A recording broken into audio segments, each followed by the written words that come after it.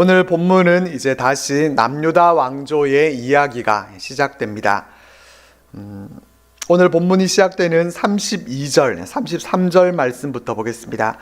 이스라엘의 왕 르말랴의 아들 베가 제2년에 유다 왕 우시아의 아들 요담이 왕이 되니 나이가 25세라. 예루살렘에서 16년간 다스리니라. 그의 어머니의 이름은 여루사라 사독의 딸이더라. 남유다의 요담 왕에 대해서 말씀해 주는데 그는 우시아의 아들이었고 또 25세 왕이 되어서 16년간 유다를 다스렸습니다.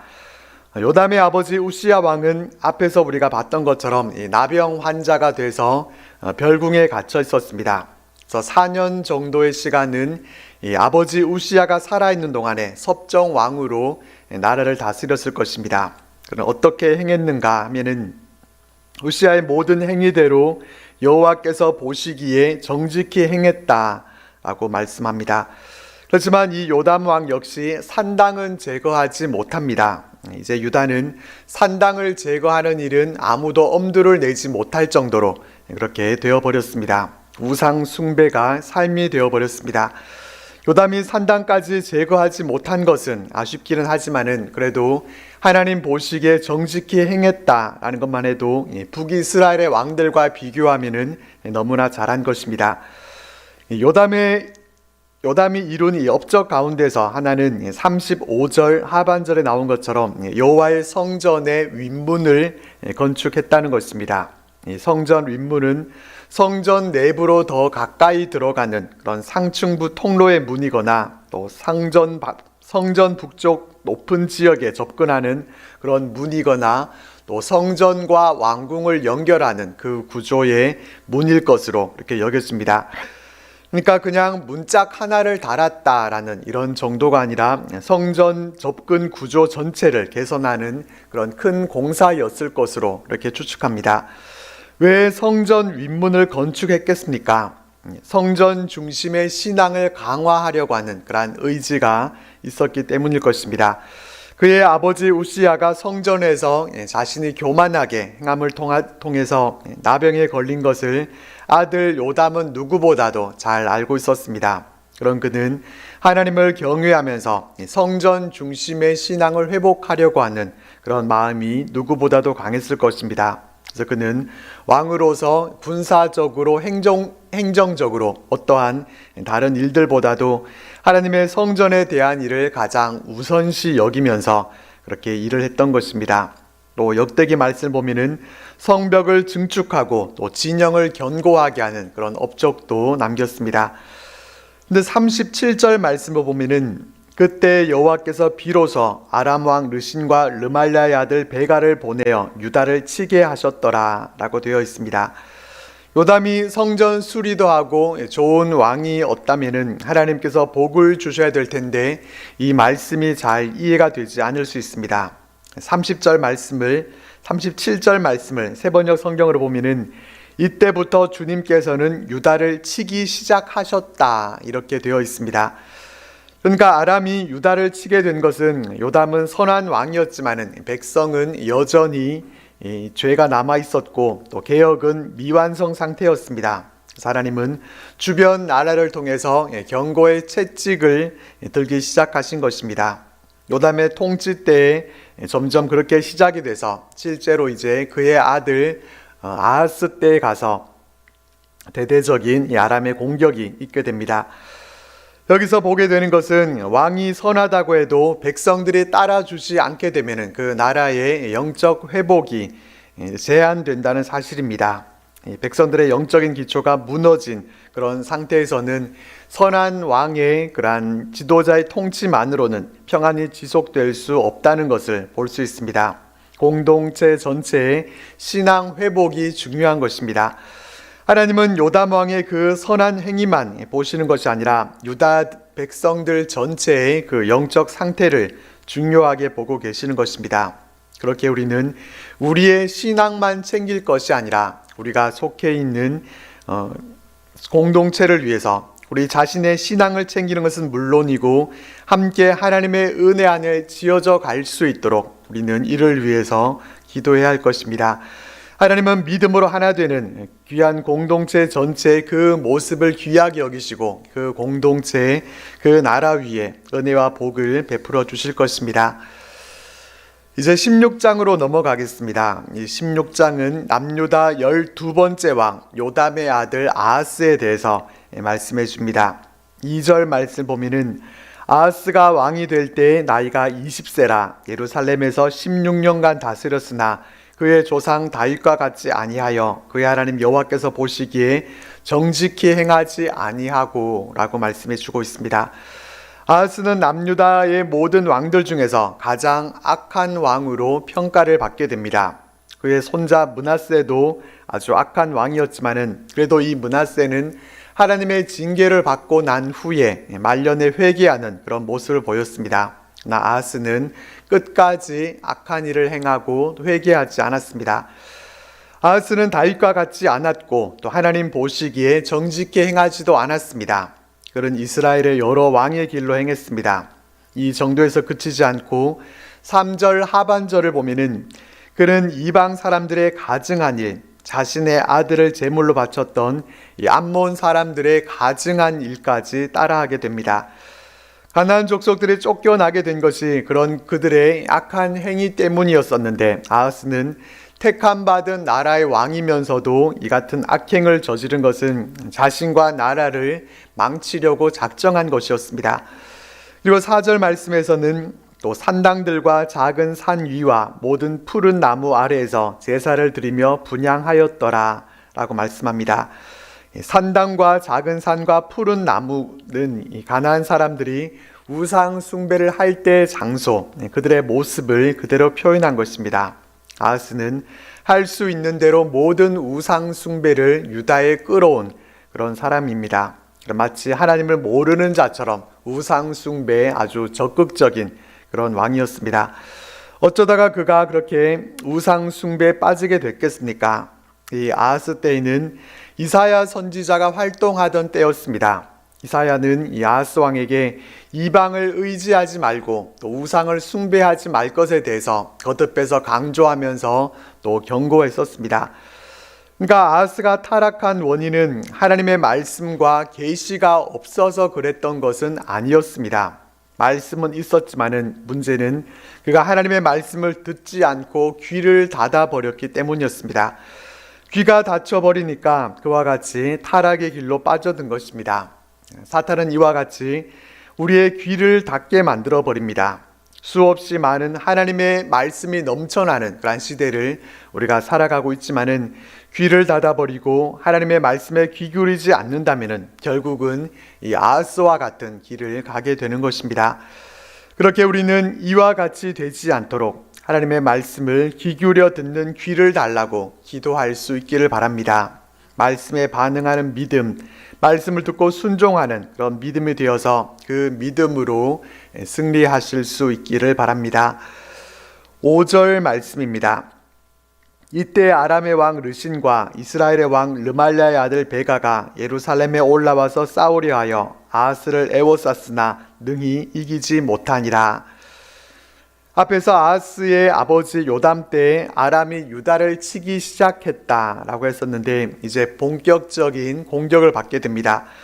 아람과 북이스라엘 연합해서 아하스를 애워싸 공격해왔고 아하스는 능히 그들을 이겨낼 수 없었습니다. 또 아람은 솔로몬 시대부터 중요한 항구였던 이 엘랏을 아람에게로 완전히 빼앗기게 됩니다. 아하스가 그렇게 우상 숭배를 하고 떠났으니까 이와 같은 결과는 당연한 것이었습니다.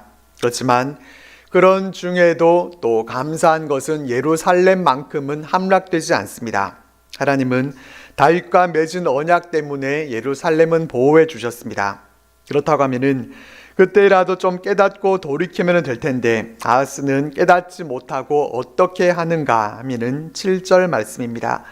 아하스가 아수르 왕 디글랏 빌레셀에게 사자를 보내 이르되 나는 왕의 신복이요 왕의 아들이라. 이제 아람 왕과 이스라엘 왕이 나를 치니 청하건대 올라와 그 손에서 나를 구원하소서 하고. 아하스는 하나님을 의지하지 않고 아수르에게 도움을 청합니다. 도움을 청할 때에도 아주 비굴하게 나는 당신의 신복이고 당신의 아들입니다. 이렇게 얘기하면서 자신을 구원해 달라고 합니다. 자신의 나라를 구해 달라는 것도 아니고 나를 구원하소서, 자신만 구원받으면 될 것처럼 아주 이기적으로 도움을 구하면서 말만 잘한다고 되는 것이 아니니까 성전과 왕궁 곳간에 있는 은금을 내어다가 아수르 왕에게 바칩니다. 이 부분은 그냥 위기의 상황에서 물질을 이용해서 정치적 수단으로 문제를 해결하려고 했다라는 정도의 문제가 아닙니다. 아하스는 우상을 섬기고 또 이방 왕을 섬길 뿐만 아니라 하나님을 모욕하고 버리는 그런 죄까지 저지른 것입니다. 하나님의 종, 하나님의 자녀가 아니라 디글랏 빌레셀을 자신의 구세주로 모신 것입니다. 나라를 지키기 위해서 어쩔 수 없이 불가피하게 정치적인 결단을 내린 것이 아니라 하나님은 더 이상 그의 하나님이 아니었고 그는 스스로 하나님을 버리고 모욕하면서 이방 왕의 힘을 의지하고 그를 섬기는 죄까지 저질렀습니다.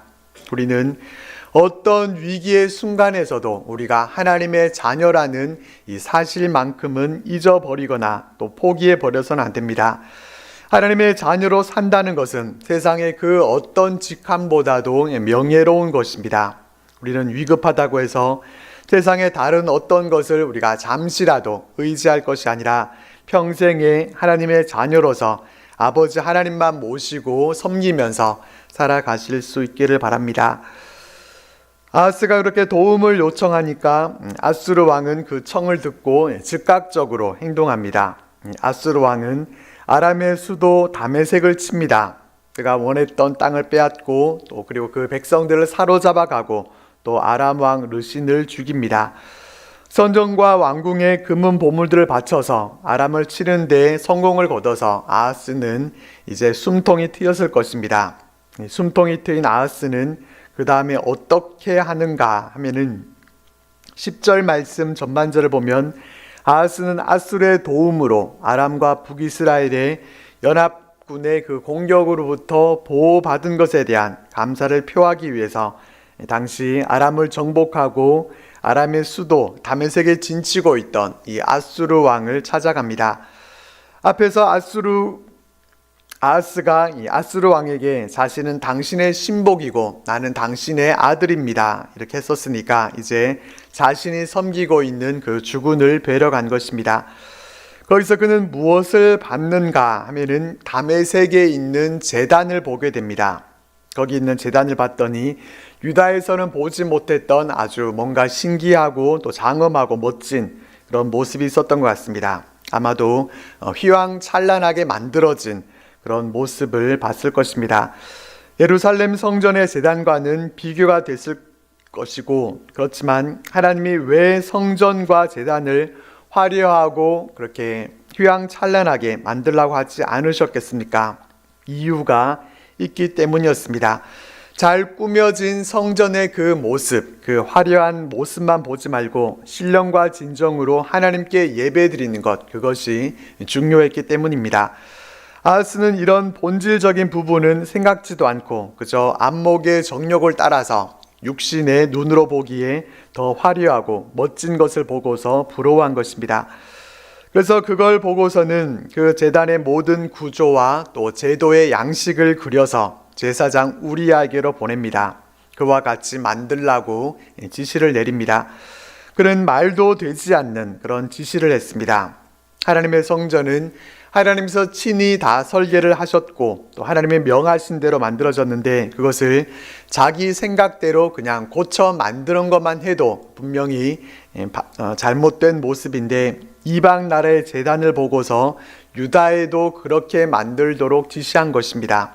베낄 게 없어서 우상의 제단을 베껴오는 그런 짓을 저질렀습니다. 아람이나 아수르가 우리처럼 멋진 제단을 만들어라 이렇게 명령한 것도 아닌데도 불구하고 아하스가 자발적으로 그렇게 한 것입니다. 여기서 볼 수 있는 것은 이 유다가 아수르와 연합을 하게 되니까 그것이 정치적이고 군사적인 연합을 넘어서 유다의 종교에까지 영향을 미치고 있는 이러한 모습을 우리가 보게 됩니다. 이방인과 가까이 하게 되면은 그와 같이 물들게 되는 것입니다. 솔로몬이 타락하게 된 것도 이방인 아내들 때문이었던 것을 우리는 기억합니다. 하나님의 백성들은 믿음 안에서 서로 교제하면서 믿지 않는 사람들을 우리가 참 진리의 길로 인도해야 되는 것이지 우리가 물들어서는 안 됩니다. 세상 사람들이 한다고 해서 우리도 다 따라해야 할 이유가 없습니다.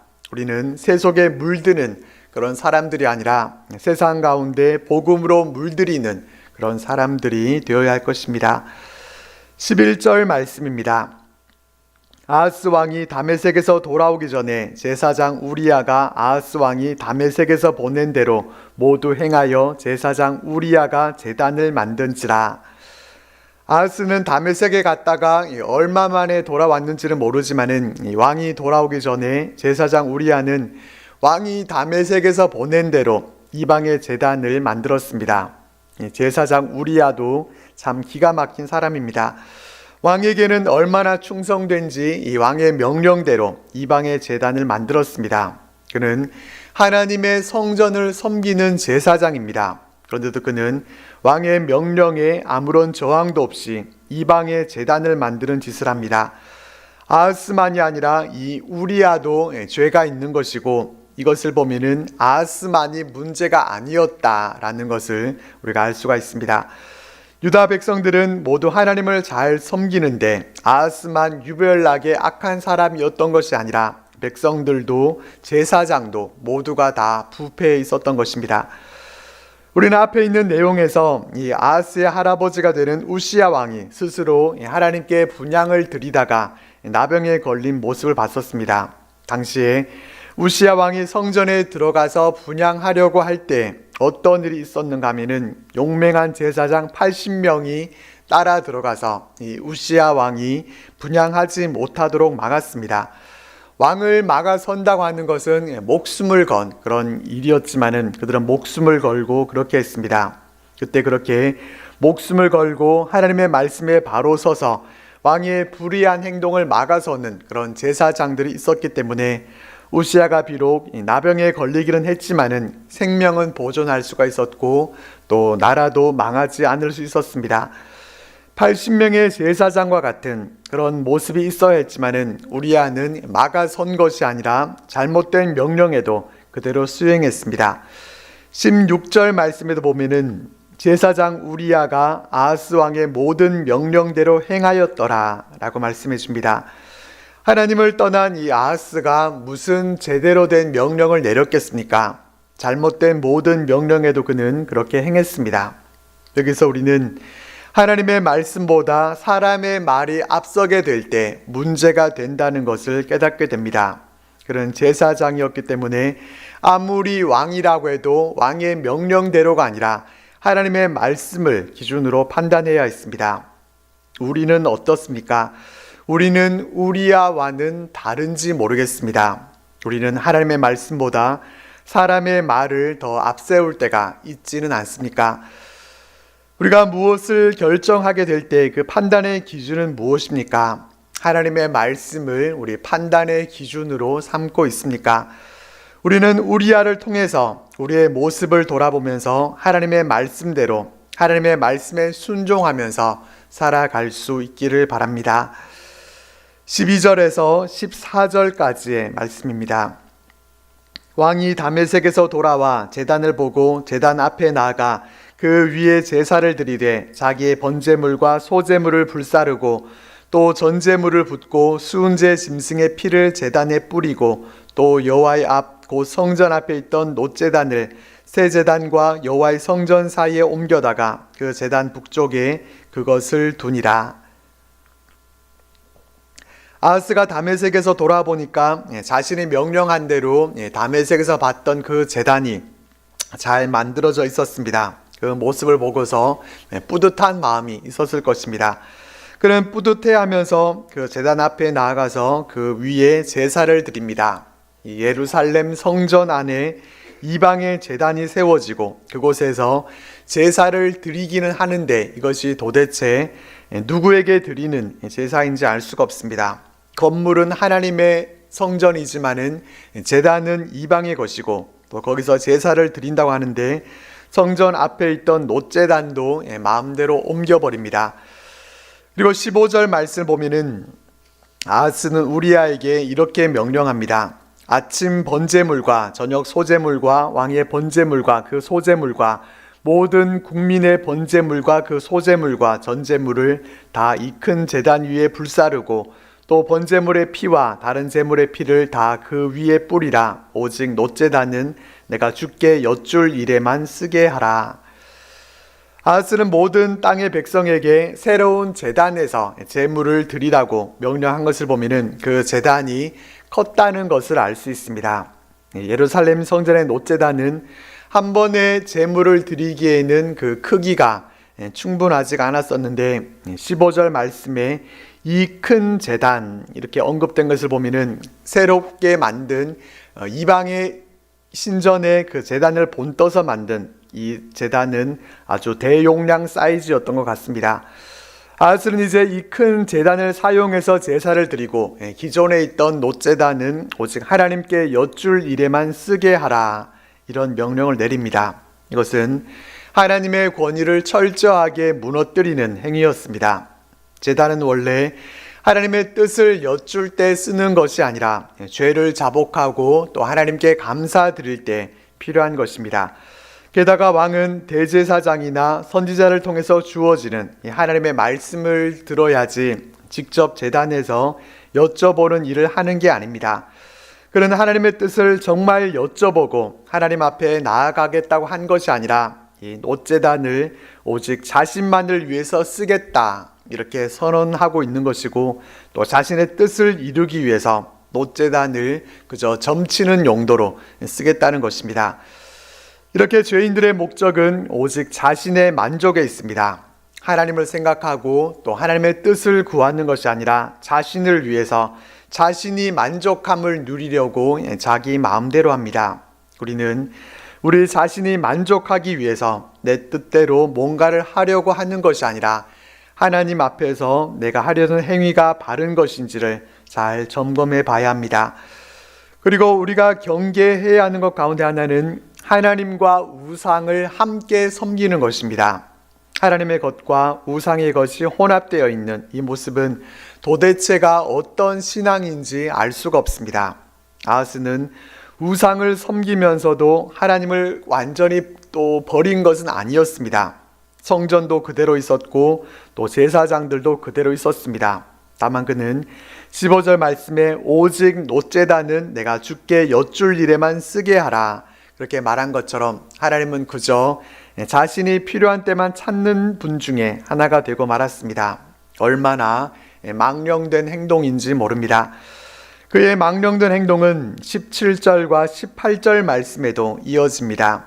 아하스 왕이 물두멍 받침의 옆판을 떼내고 물두멍을 그 자리에서 옮기고 또 놋바다를 놋소 위에서 내려다가 돌판 위에 그것을 두며 또 안식일에 쓰기 위하여 성전에 건축한 낭실과 왕이 밖에서 들어가는 낭실을 아수르 왕을 두려워하여 여호와의 성전에 옮겨 세웠더라. 아하스는 제단만이 아니라 또 물두멍과 또 성전 낭실 역시 개조시킵니다. 하나님은 성전의 모든 것들을 다 친히 정하셔서 만들게 했습니다. 성전의 구조나 배치까지도 오직 다 하나님의 계획대로 시행되고 그렇게 만들어졌습니다. 사람의 지식이나 지혜로 만든 것이 아니었습니다. 그렇기 때문에 어떤 경우에도 사람이 자기 마음대로 성전의 구조나 또 기구들을 변경하는 그러한 일을 할 수 없었습니다. 자기 마음대로 성전의 기물을 옮긴다라고 하는 것은 하나님의 권위에 도전하는 것과 다름없는 그런 악한 행동이었습니다. 더욱이 18절 말씀 보면은 하나님 보시기에 좋은 대로가 아니라 아수르 왕이 보기에 좋은 대로 행합니다.